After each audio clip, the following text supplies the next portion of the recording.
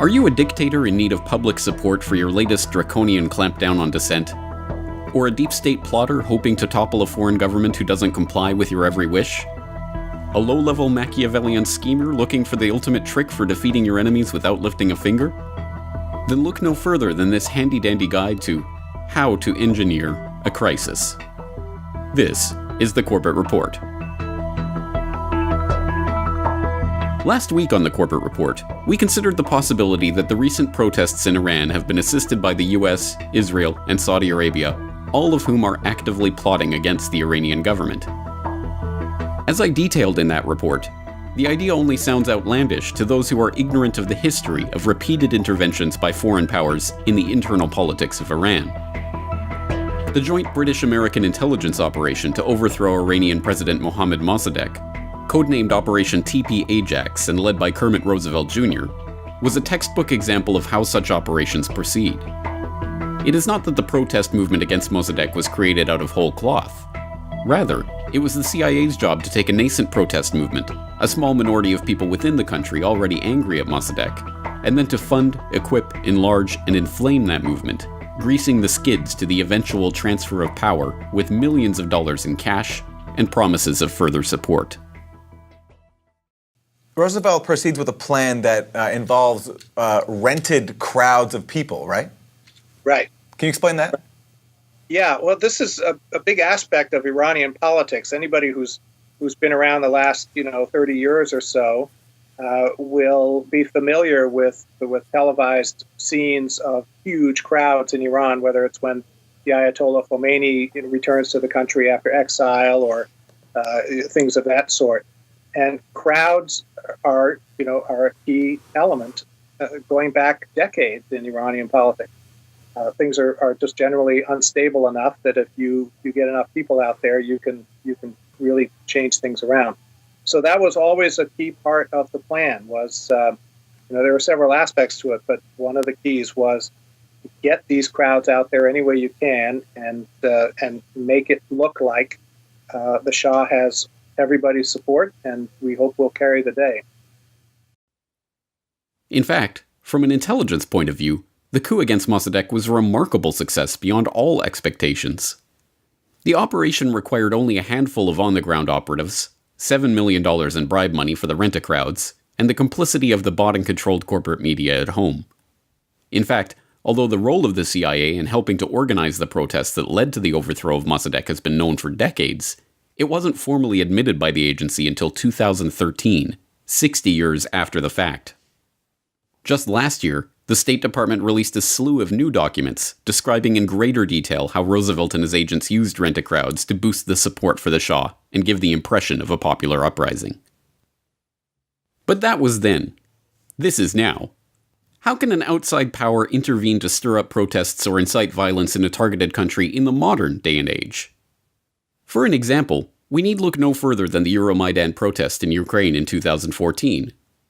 The Maidan protests, too, involved a mass uprising against a government targeted by the Western powers, and they turned deadly when snipers began firing into the crowds, killing both police and civilians.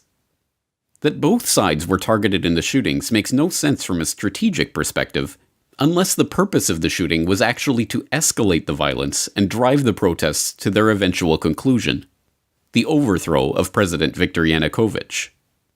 Nevertheless, mainstream media in the West immediately blamed the sniper fire on the Ukrainian police. But from the beginning, the evidence contradicted this account. Shortly after the deadly sniper incident, Estonian Foreign Minister Urmas Paet discussed his own findings on the attack with an audibly shocked Catherine Ashton, Foreign Affairs Chief of the European Union.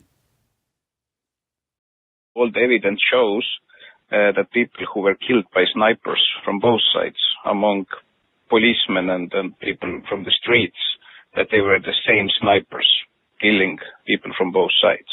Well, yeah. So that, and then she also showed me some photos. She said that as medical doctor, she can, say that it is the same handwriting, the same type of bullets, and it's really disturbing that now the new coalition, that they don't want to investigate what exactly happened, so that there is now stronger and stronger understanding that behind snipers it was not Yanukovych, but it was somebody from the new coalition. I think they do want to investigate. I mean, I didn't pick that up. That's interesting. Gosh. An extensive study of eyewitness reports, ballistic trajectories, radio intercepts, photos and videos of the attacks by Ivan Kachanovsky of the University of Ottawa concluded that the sniper fire was in fact conducted by elements linked to the opposition. But late last year, a Ukrainian courtroom became the stage for the most startling confirmation of this version of events. 3 years ago, mercenary snipers from Georgia fired on protesters on Maidan Square. Today, their guilt has been proven in court in Kiev. The attorney of ex-President Yanukovych revealed the story of the people who got paid for the mass murder. There is footage of the massacre among the evidence. The mercenaries even agreed to testify in court. Their goal was to instigate a conflict between the protesters and law enforcement using firearms. Witness Koba Nagadze was at the Ukraine hotel and saw snipers firing at both protesters as well as law enforcement officers. The plan is as devilish as it is simple. Use indiscriminate murder and violence as a way to escalate a conflict and drive an agenda. In this case, the atrocity on the Maidan Square made negotiations between the protesters and the Yanukovych government impossible. But Maidan Square was by no means the first time that such a strategy had been employed to generate such a crisis. The Syrian government, like the government of President Yanukovych in Ukraine, found itself in the crosshairs of the Pentagon. In a program reminiscent of Operation Ajax, the Bush administration began funneling millions of dollars to opposition groups in Syria in 2006, and, just like in Iran in 1953, these funds eventually paid off in the form of a spontaneous protest movement in the city of Daraa in March 2011. We are told that the Syrian civil war began on March 18, 2011, when Syrian security forces opened fire on peaceful anti-government protesters. Never mentioned in this mainstream narrative, however, is that one of those shot that day was, in fact, a policeman, and that in the ensuing days, several more policemen were killed by rooftop snipers who were firing at protesters and police indiscriminately. Not coincidentally, these events began to unfold just after the appointment of Robert Ford as U.S. ambassador to Syria. As Professor Michel Chossudovsky of the Center for Research on Globalization explains, Ford, having served time as the number 2 man to John Negroponte at the U.S. Embassy in Baghdad, was no stranger to the use of death squads and paramilitary troops as a means of generating a political crisis. If we go back to February or January of 2011, we have, in fact, I think it was end of January, Robert Stephen Ford is appointed U.S. ambassador. I happened to be in Damascus at the time of his appointment. I spent 2 months in Syria in the 2 months preceding the outbreak of the insurrection. But Robert Stephen Ford is a very important figure in an understanding of what happened. Robert Stephen Ford was number 2 man in the U.S. Embassy under John Negroponte. And as we know, John Negroponte, which has a whole personal history of supporting and creating death squads going back to the heyday of Central America. He was based in Honduras. He sponsored the death squads in Honduras and in Nicaragua. So we're going back to another era. But he was brought to Iraq precisely to create those death squads and also to insert the death squads in the Iraqi police. Who was his number 2 man? Robert Stephen Ford. And Robert Stephen Ford, in fact, played a far more crucial role than Negroponte because he actually speaks Arabic and he speaks Turkish, and he was also in contact with the various factions in Iraq. And then Robert Stephen Ford, actually after a stint in Algeria, turns up in Syria. And he has played, he's a very key State Department official. He played a key role in the process of recruitment of these death squads, modeled on what had been applied previously in Iraq. and also modeled on what was called the Salvador option in Central America. So it really is the application of the Salvador option to the Middle East. And if we look at the track record of the rebel forces in Syria, we can see that the same training process applied.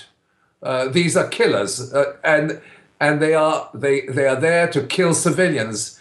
They have a certain pattern of executing people who are Shiite or Alawite, and then they also have procedures for executing what they call the traitors within the Sunni community.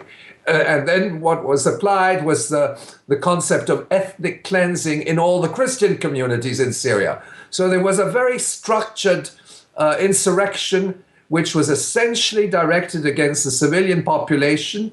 And then what happened is that when these atrocities were committed, the Western media casually accused the Syrian government of killing its own people. The accusations were absurd, but at the time people believed them. Subsequently, many reports came through which actually contradicted this interpretation or falsification of the mainstream media. And then they started on to saying, well, there are atrocities on both sides. But the fact of the matter is that these death squads were set loose in a sovereign country with a view to destabilizing civil society. Killing people was the basis for that destabilization. The destruction of buildings and residential complexes and so on was part of it. That provocateur violence and carnage are handy tools in the hands of deep state operatives looking to destabilize foreign governments is, by this point, self-evident. But what if you were a totalitarian tyrant looking to quell domestic dissent? Never fear. Just because these tactics can be employed to overthrow governments abroad, doesn't mean they can't be used for smaller-scale operations at home. In 2007, undercover Quebec provincial police infiltrated the peaceful protests at the Montebello Security and Prosperity Partnership Summit. The masked undercover officers were spotted with rocks in their hands approaching the police line, but when called out by one of the protesters, were then arrested by the police and taken away. Within days, the government was forced to admit that the men had indeed been undercover police officers. It was stunning video posted on the internet for all to see, and it came with a charge that police masqueraded as protesters at this week's Montebello Summit to incite violence. Tonight, an equally stunning admission from Quebec's provincial police. Susan Bonner reports. These three guys are cops, everybody! Busted. 3 Quebec provincial police officers, identities masked, one carrying a huge rock. Hey, put the rock down! Nabbed for infiltrating a peaceful protest at Montebello. The tip-off came from a union leader who noticed riot police standing by despite the obvious weapon. He accused the men of being undercover cops trying to provoke a riot and end the protest. The men were removed but never charged. After 2 days of questions, the Sûreté du Québec issued a news release late today confirming, yes, the men are police officers, but denying they were agents provocateurs, claiming they were sent in to identify and stop trouble.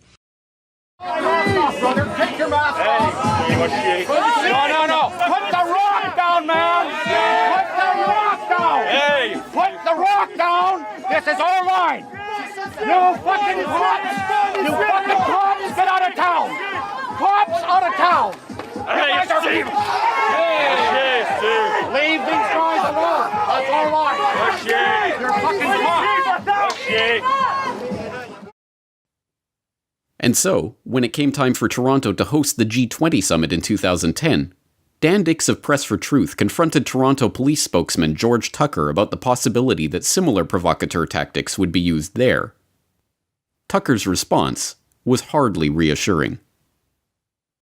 In 2007, there was a summit that was held in Montebello, Quebec, where 3 Sûreté du Québec police officers were caught as agent provocateurs.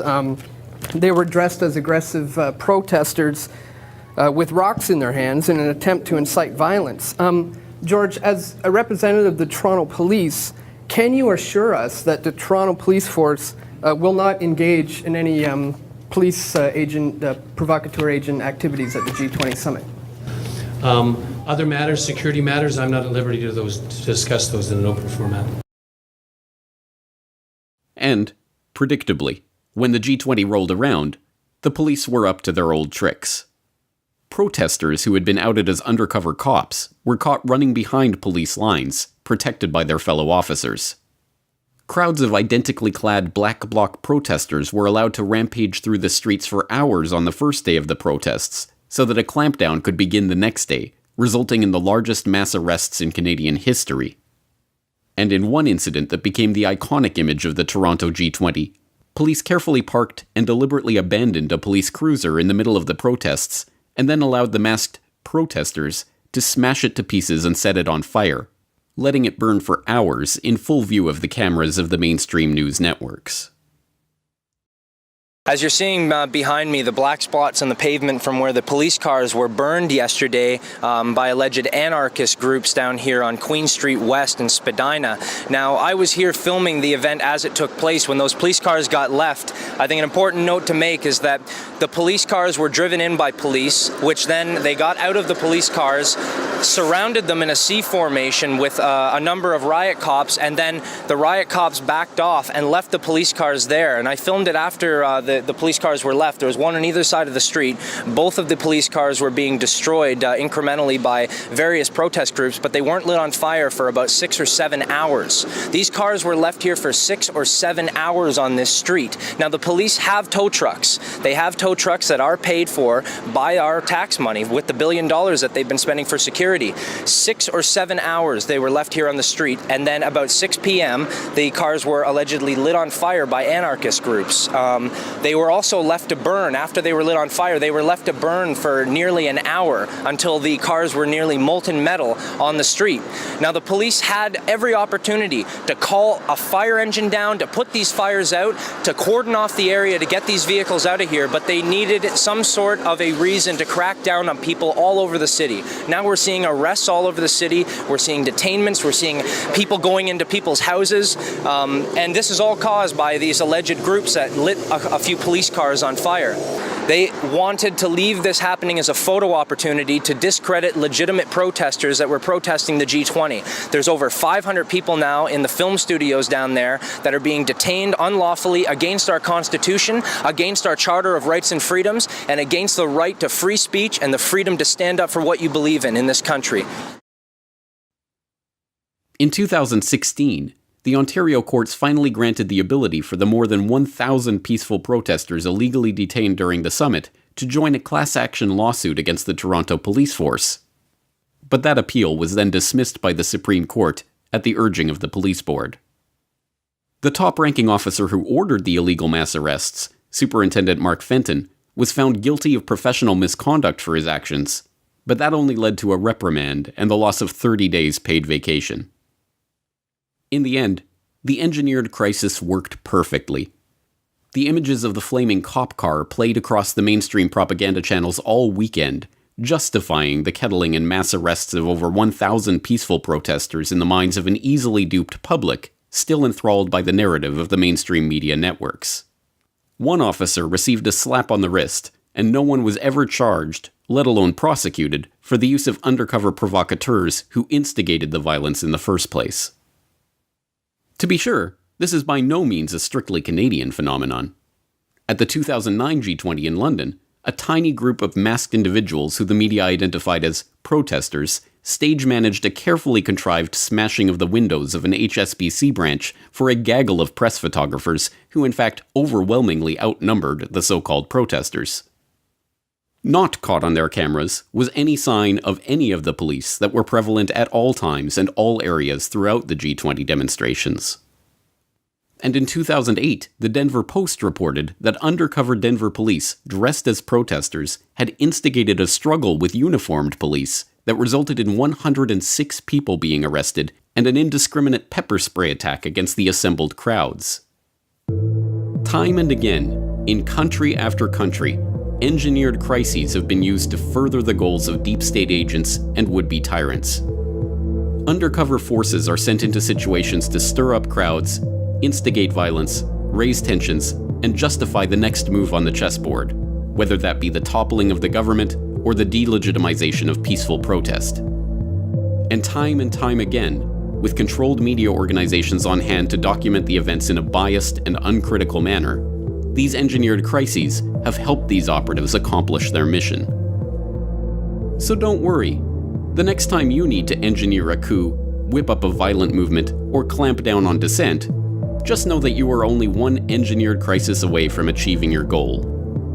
Unless, of course, the public wakes up to the trick. But since this guide to engineering crises is our little secret, that's not going to happen anytime soon. Is it? Available now from CorbettReport.com. Oil. The 19th century was transformed by it. The 20th century was shaped by it. And the 21st century is moving beyond it. But who gave birth to the oil industry? And what are they planning to do with that power in a post-carbon world? How and why Big Oil conquered the world. Watch the documentary for free or purchase a DVD copy at CorbettReport.com/bigoil. You're free, and freedom is beautiful. And, it'll take time to restore chaos.